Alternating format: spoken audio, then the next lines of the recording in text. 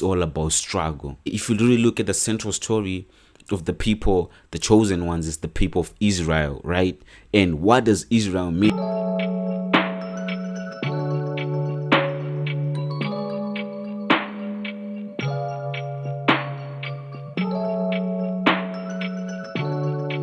What's up, fam? It's your boy March, and we're back yet again with another episode, yo fam. I hope you're doing quite alright. I'm doing fine myself. I hope you had a fantastic week. Not just an average week. I hope you had a fantastic, you know what I'm saying, fantastic week. Yeah, man, you know what it is, bro. It's the bro show, and we're gonna go straight into our weekly scoop. Yo fam, I just want to start off with acknowledging that there's a cholera breakout in Hammanskraal, Pretoria, South Africa, and yeah, man, a couple of people have lost their lives, and it's so unfortunate that we're having such a primitive sickness or virus such as cholera, and it's so unfortunate. And I think the death toll keeps on rising, and it's so unfortunate. And let's just hope that they get it sorted quickly, because cholera is so deadly. You eventually dry out because you'll be just losing water from your body, just vomiting, diarrhea. It's just terrible, man. I just hope they can get that sorted very quick before it spreads as well. It can spread because apparently it's suspected that this thing is in the water. It's in the water, and if it's in the water, then it can spread to many other places, and affect many other people, and it can be very deadly. So I just hope that people of Hammanskraal are being well looked after, and as well, you must also look after yourself. You know what I'm saying? Yeah, man. And then on our other weekly scoop, Julius Malema. This is the second time I'm having a sort of a talk about Julius Malema in my weekly scoop. I mean, the guy is interesting. His movement is interesting. Why? Because his agenda, his political ideas, they all contain the beautiful continent of Africa. They all for the people. Of course, without ignoring that politics is a dirty game. It's a sweet tongue game. He could be sweet tonguing us. But everything that I've heard coming out of Malema's mouth has been for the people. That's why he's always of my interest. So he was on the BBC Hard Talk. He was being interviewed by this white man. And as always, Malema came delivering. You know what I'm saying? Malema always has some controversial things to say. But this one, it seemed like it was obvious. If you remember my last episode 13, I mentioned that the US ambassador was accusing South Africa of sending weapons to Russia, aiding them in this war with Ukraine. For me, I was mind blown. Well, it seems that it's quite obvious that South Africa is in alliance with Russia. I didn't know that. It's South Africa, China, India. And it's not just South Africa, it's a couple of African countries.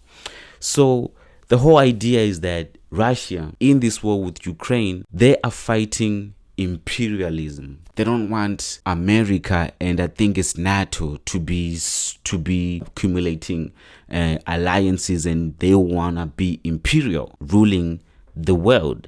So South Africa is against that, alongside Russia and other countries such as China, India, and some other African countries. So they are against that. You know what? Young people, we should be really concerned about politics. It seems like us, we don't really care, but this is about, they're ruling our lives, bro. These are, like, whether we like it or not, these are the people running our lives. If they really not giving a fuck about us, and really if we are not paying attention, they're gonna ruin this world for us. So as I was saying, they're saying that they're against imperialism. And South Africa is in the open an alliance, a friend of Russia. However, they are not supporting the war.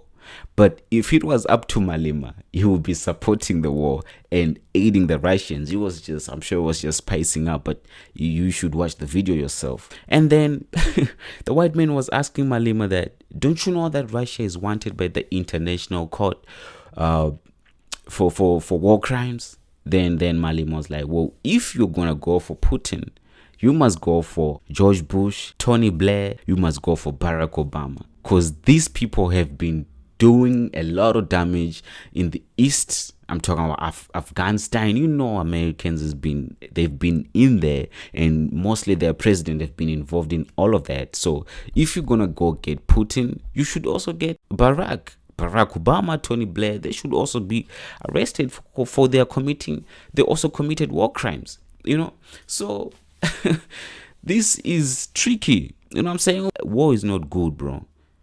And mostly war is bad if such a huge country like Russia is against such a small country like Ukraine and they're killing people. That's bad. It's bad. It's no way that's good. It should stop. But there's a bigger picture to this situation. I'm saying? I'm not saying that I support the war. I support Putin. I'm afraid of Putin, bro. Have you seen that guy? And I've never been in a war, but I'm terrified of war. Just the idea of that, and I feel for the people of Ukraine. But then the bigger picture is that they're trying to fight this imperialism. And for me, anything that benefits Africa is important. Because Africa, we are the most disadvantaged continent in the world. We are the poorest. We are the most plunged with diseases. We're just at the bottom. About that, Malema was also saying that he admires China are progressive. It says that China, the idea that they've implemented in their economy is that where the working class is controlling the commanding heights of their economy, which means that the state is controlling the means of production, and then they are improving the economic growth, and they're also creating jobs and alleviating poverty, which is something that Africa needs. We need to drop the poverty. We need to create employment, which is something that South Africa needs. We need to create employment. We need to alleviate poverty, and we need to grow the economy, and we need to build infrastructure. So Malema was saying that he admires China in that sense, because China has been shooting, bro. That the economy of China wasn't as it is right now, but it's been going it's been rising, and it's something so admirable. And if you can learn from that, we can apply it in our dear Africa, and maybe we can reach somewhere. I think you should go watch the video on the Hard Talk, BBC Hard Talk with Malema, and just hear. We need to know more about what's happening really in our own continent. You know what I'm saying? Bro, I think that's about it on my weekly scoop. I've spoken so much from this. I'm gonna stop. I'm gonna go straight into the main course. On this episode, we're going to talk about the Bible, the Holy Bible. I hope I didn't trigger some people when I say the Holy Bible. We got so many people against the Bible. I understand that we have different religions, different cultures, and some of us, our idea of the Bible has been tainted by our parents, uncles, our guardians, people in our community, and we misunderstood or we misconceptualize the Bible as but I'm here to just shed a little light on that. I'm not saying that the Bible was written in a completely perfect way. I'm not saying that. I'm not saying that the Bible doesn't have some things that seem contradicting. I'm not saying that. I'm saying that the Bible is one, if not the oldest book in the world. It has withstood the test of time. It deserves your respect. Just on that, besides the fact that it is the word of God. Christians, we always say that the Bible is the word of God. And then people are like, did God write it? And they're like, no, people influenced by God wrote it. Then it's like, no, then it's not God. I've been on many evangelism. I've been trying to argue with people the Bible is the word of God. You get tired. Some people, they just have better talking points than you. Be like, God did not write the Bible. People inspired by God wrote the Bible. Now, the Bible is almost 3,500 years old. Basically, the basis of all literature. It has played a big role in our own culture, in our own society, so much that you gotta give it respect. There's so much wisdom in the book. This book is the book of wait for it, is the book of life. There's so many examples of different lives. Okay, this book has over 40 authors and it has 66 books. So scratch it. This is not even a book, this is a library. Okay, and as people, we learn to deal with situations, and if we learn, then we know. So how are you gonna deal with life without learning and without reading a book that's gonna tell you about life? You get what I'm saying? It is the instruction of how to live life. It's the manual. Like, it's the manual. It's the manual. Like when you're given, buy a laptop, buy whatever machine, you're given a manual. Okay, this is how you use it. Now the Bible is more like that. It tells you now this is what you should do, and tells you these are some advices. Now you gotta understand the Bible has many stories, right? It has poetry inspired by God. It has narratives, a situation where people were dealing with wars, poverty, people were dealing with family problems, and they are talking based on how to deal with those situations. So it is the book of life, because God knew that life is not simple, bro. Like, God is not a fool. He understood that we are humans. He understood that sometimes we're going to get caught up in this life, and then he knew that if he presents to you with examples, that's where it becomes holy, because God is the Alpha and the Omega, is the beginning and the end. He knew that we are going to need something to remind us. That's why it is important for you to often, very often, read the Bible, if not daily, to remind you that this is a battle. It's a struggle, okay? Like, really, and if you really get to read the Bible, you understand that the whole Bible is all about struggle. If you really look at the central story of the people, the chosen ones, is the people of Israel, right?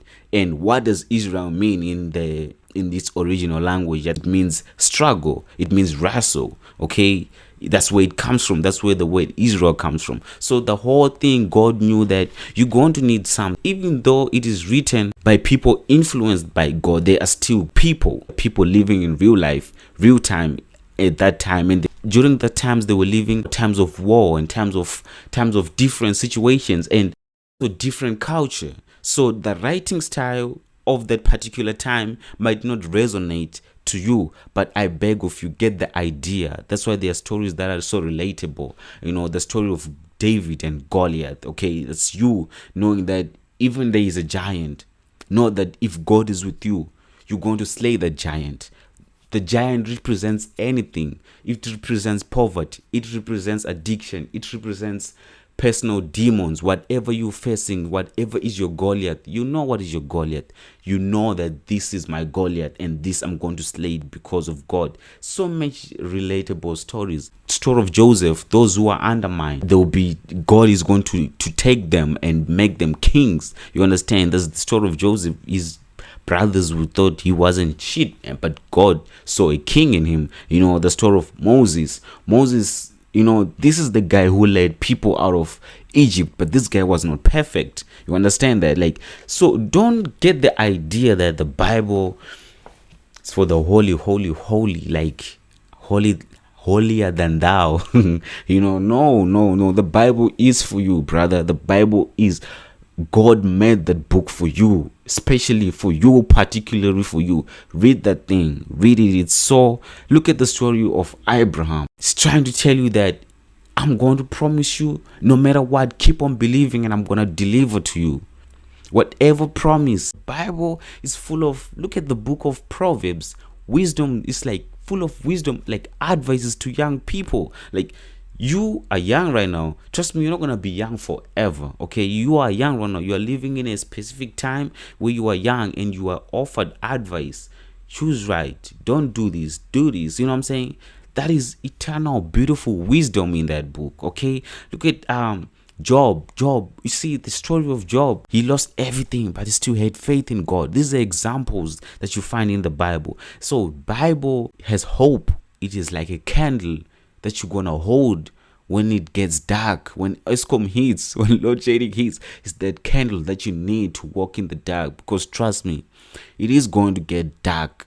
That's one thing that you're gonna learn in the Bible. It tells you that life is not a walk in the park. This is not the Garden of Eden before the fall. This is not paradise. Here on earth, yeah, whoa, yeah, it gets rough, it gets dark, you feel alone, you feel clueless, you feel. So that's why the Bible is there. It is for you. It is for you to understand that even Jesus, when he was at the cross, he was asking, where are you, God? You see how important that it is that you know that there is a God, and the Bible reminds you of that. It reminds you that the whole story of being alive, sometimes you get lost, you get confused that maybe there is no God. Okay, so you gotta know your fam. I think that's about it on my man, cause I think that you get the idea that I'm trying to tell you. You know, you get the you try to get the picture that the Bible is important and we should read it very consistently so we get to understand it ourselves. Don't be waiting on people explaining to you. Of course, there are people who have read, who have went to school to study theology, who can explain stories to you better, but read it yourself, and you there will be a light to be shed on some issues that are containing you in your life. You know what I'm saying? Yo, bros, I hope you keep on going. I hope you be well. You know what it is, bro. It's all love from this side. Much love, your boy. Until we meet again, peace.